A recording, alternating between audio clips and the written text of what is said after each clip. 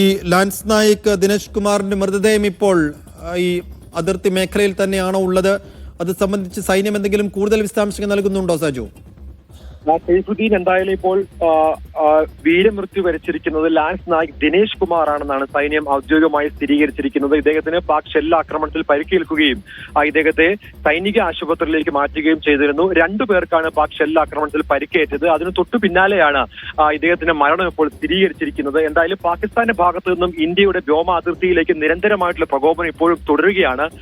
രാവിലെ ഉണ്ടായ ഷെല്ലാക്രമണത്തിൽ 15 പേർക്ക് ജീവൻ നഷ്ടപ്പെടുന്നു. പ്രത്യേകിച്ച് ഈ സാധാരണക്കാരായ പ്രദേശവാസികളുടെ ജീവൻ നഷ്ടപ്പെടുന്നതുമായി ബന്ധപ്പെട്ട് വലിയ അമർഷം ഇന്ത്യയുടെ ഭാഗത്തുനിന്നും സേനയുടെ ഭാഗത്തുനിന്നും ഉണ്ട്. അതിനിടയിലാണ് ഇപ്പോൾ പാകിസ്ഥാന്റെ ഭാഗത്തു നിന്നും ഉണ്ടായ ആക്രമണത്തിൽ ഇന്ത്യൻ സൈനികരെ ജീവൻ നഷ്ടപ്പെടുന്നു എന്നുള്ള വാർത്ത ഇപ്പോൾ പുറത്തു വന്നിരിക്കുന്നത്. സൈഫുദ്ദീൻ സൂചിപ്പിച്ചതുപോലെ തന്നെ ഇന്ത്യയുടെ ആക്രമണം ഉണ്ടായി 24 മണിക്കൂറുകൾ പിന്നിടാൻ ഇനിയിപ്പോൾ 2 മണിക്കൂർ മാത്രം ബാക്കി നിൽക്കുകയാണ് ഇപ്പോൾ ഒരു സൈനികന് ജീവൻ നഷ്ടപ്പെട്ടു എന്നുള്ള വാർത്ത ഇപ്പോൾ പുറത്തു വന്നിരിക്കുന്നത്. എന്തായാലും കൃത്യമായി തന്നെ ഇന്ത്യൻ സൈന്യം തിരിച്ചടിക്കാൻ വേണ്ടി സന്നദ്ധമായിരിക്കുകയാണ്. ഇന്ത്യൻ സൈന്യം അതിനുള്ള മറുപടി നൽകും എന്നുള്ളത് ഉറപ്പാണ്. അത് തന്നെയാണ് കരസേനാ മേധാവി ദ്വിവേന്ദ്ര ഉബേദിയും വ്യക്തമാക്കിയത്. അദ്ദേഹം സസൂക്ഷ്മം നിരീക്ഷിക്കുകയായിരുന്നു. അതായത് ഇത്തരം കാര്യങ്ങളൊക്കെ സൈന്യം മുൻപ് തന്നെ സ്ഥിരീകരിച്ചിരുന്നു. അതുകൊണ്ട് തന്നെ ഇന്ത്യയുടെ നീക്കങ്ങൾ നമുക്കറിയാം. ഈ ഓപ്പറേഷൻ സിന്ദൂറിലൂടെ തന്നെ ഇന്ത്യ നീക്കം ചെയ്ത് 14 ദിവസത്തോളം കൂടെ ഇന്ത്യ വർക്ക് ചെയ്ത്, അതായത് ഇന്ത്യ ഹോംവർക്ക് ചെയ്തിട്ടാണ് പാകിസ്ഥാന്റെ 9 ഭീകര സ്ഥലങ്ങൾ ഇന്ത്യൻ സൈന്യം തകർത്തത്. അതുകൊണ്ട് തന്നെ ഇതിനെന്തായാലും ഇന്ത്യൻ സൈന്യം പകരം ചോദിക്കും എന്നുള്ളതിന് യാതൊരു സംശയവുമില്ല. പ്രത്യേകിച്ച് ഇന്ത്യയുടെ ഒരു ആർമി ജവാൻ കൊല്ലപ്പെട്ടിരിക്കുകയാണ്.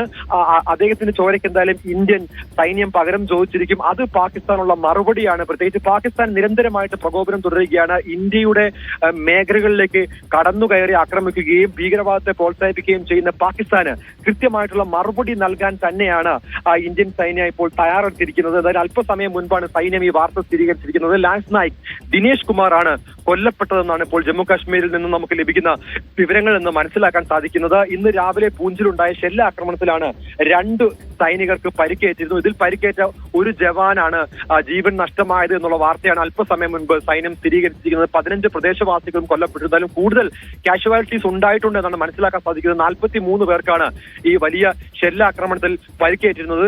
പാകിസ്ഥാന്റെ ഭാഗത്ത് നിരന്തരമായിട്ടും ഈ മേഖലയിലേക്ക് ഷെല്ലാക്രമണങ്ങൾ മുൻപും നടത്തിയിരുന്നു. അതുകൊണ്ട് തന്നെ ഇന്ത്യ അതീവ കരുതലോടുകൂടിയാണ് പാകിസ്ഥാന്റെ നീക്കത്തെ വിലയിരുത്തുന്നത്. കൂടുതൽ എന്തെങ്കിലും സൈനിക നീക്കങ്ങൾ പാകിസ്ഥാന്റെ ഭാഗത്തു നിന്ന് മേഖലയിലേക്ക് ഉണ്ടാവുകയാണെങ്കിൽ ഇന്ത്യൻ സൈന്യം കൃത്യമായി പ്രതികരിക്കുമെന്ന് മുന്നറിയിപ്പ് നൽകിയിട്ടുണ്ട്. അതിന് മുന്നോടിയായിട്ടാണ് കരസേനാ മേധാവി ദ്വിവേന്ദ്ര ഉബേദി ഈ സ്ഥിതിഗതികളൊക്കെ നിരീക്ഷിച്ചതും അതുപോലെ തന്നെ ഓരോ യൂണിറ്റുമായി നേരിൽ സംസാരിച്ചതും കൃത്യം സർവ്വസജ്ജമായി സൈന്യം ഇരിക്കുകയാണ്. പക്ഷേ അതിനിടയിൽ പാകിസ്ഥാന്റെ ഭാഗത്തു നിന്നും നിരന്തരം നിയന്ത്രണ രേഖയിൽ ഇത്തരത്തിലുള്ള ആക്രമണം ഉണ്ടാവുമ്പോൾ ഇന്ത്യ കരുതലോടുകൂടിയാണ് നീങ്ങുന്നത്.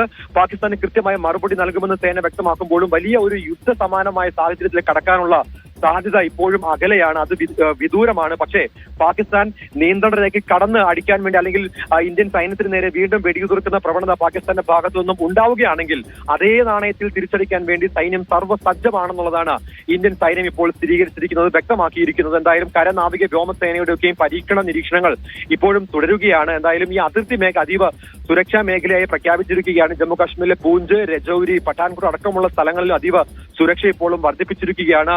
ഈ മേഖലകളിൽ നിന്ന് മറ്റെന്തെങ്കിലും പ്രശ്നങ്ങൾ ഉണ്ടാവുകയാണെങ്കിൽ അതിനെയൊക്കെ നേരിടാൻ വേണ്ടി സംയുക്ത സേനയുടെ ഭാഗത്തു നിന്നുള്ള നിരീക്ഷണമൊക്കെയും ആരംഭിച്ചിരിക്കുകയാണ്. അതിനിടയിലാണ് പാകിസ്ഥാന്റെ ഭാഗത്തു നിന്നും 14ാം ദിവസവും ഇത്തരത്തിലുള്ള കരാർ ലംഘിച്ചുകൊണ്ടുള്ള നടപടിയിലേക്ക് പാകിസ്ഥാൻ നീങ്ങുന്നത്. അതിന് കൃത്യമായിട്ടുള്ള മറുപടി നൽകാൻ ഇന്ത്യൻ സൈന്യം സജ്ജമാണെന്ന് വ്യക്തമാക്കിയതിന് പിന്നാലെയാണ് ഇന്ത്യൻ സേനയിലെ ഒരു ജവാന് ജീവൻ നഷ്ടമാകുന്നത്. എന്തായാലും ഇന്ത്യൻ സൈന്യം തിരിച്ചടിക്കുമെന്നുള്ളത് ഇന്ത്യൻ സേന തന്നെ വ്യക്തമാക്കുന്നു. അതിനുവേണ്ടിയുള്ള എല്ലാ മുന്നറിയിപ്പും നൽകി കഴിഞ്ഞു. ഇന്ത്യൻ സേനയ്ക്ക് സർവ്വസാധാരണ പ്രധാനമന്ത്രി നൽകിയതാണ്. അതിന് പിന്നാലെയാണ് ഇപ്പോൾ കരസേനാ മേധാവിയും അത് ഉറപ്പ് നൽകിയിരിക്കുന്നത്. സേനയ്ക്ക് എപ്പോൾ എവിടെ വേണമെങ്കിലും തീരുമാനിക്കാം, എന്ത് കാര്യം ചെയ്യുന്നതിന് മുമ്പ് സേനയ്ക്ക് കൃത്യമായി തീരുമാനിക്കാം എന്നുള്ള നിർദ്ദേശം ഇപ്പോൾ കരസേനാ മേധാവി ദ്വിവേന്ദ്ര ഉബേദി നൽകിയിരിക്കുന്നത്. അതുകൊണ്ട് തന്നെ കൃത്യമായിട്ടുള്ള തിരിച്ചടി ഇന്ത്യൻ സൈന്യം നൽകുമെന്നുള്ളതാണ് ഈ സമയത്ത് നമുക്ക് ജമ്മു കാശ്മീരിൽ നിന്നും ലഭ്യമാകുന്ന വിവരങ്ങളിൽ നിന്ന് മനസ്സിലാക്കാൻ സാധിക്കുന്നത്.